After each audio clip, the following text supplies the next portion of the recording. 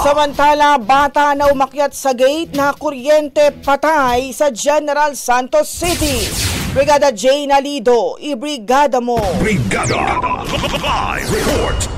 Nakuryente patay ang isang batang lalaki matapos umakyat sa gate ng isang shop sa barangay Kalumpang, General Santos City. Nasunog ang kamay ni Prince, 9 years old, residente ng Christian Village, barangay Kalumpang, Jensan, kung saan ikinalungkot ng lola nito na si Imelda Angkot ang nangyari sa kanyang apo at ayon sa kanya, bago mangyari ang krimen ay pinapauwi na niya ito para sabay silang kakain at pinaalalahanan din na iwasan ang gumala. Doble umano ang sakit, lalo na at noong nakaraang taon, kamamatay lang din ang kanyang asawa na lolo ng biktima. Sa salaysay ni Ronem J. Pinongpong, isa sa mga nasa lugar ng insidente, na bago ito mag-live sa social media, una na silang tumawag ng rescue at taga-barangay dahil hindi nila alam ang insaktong hakbang para wala ng iba pang madamay, lalo na at may mga gustong hawakan at iligtas ang bata. Samantala sa panig naman ng may-ari ng shop, tumanggi silang humarap sa kamera, ngunit aminado sila na naglagay ito ng linya ng kuryente sa kanilang bakod dahil paulit-ulit na umano silang pinapasok ng mga magnanakaw. Ngunit nilinaw nito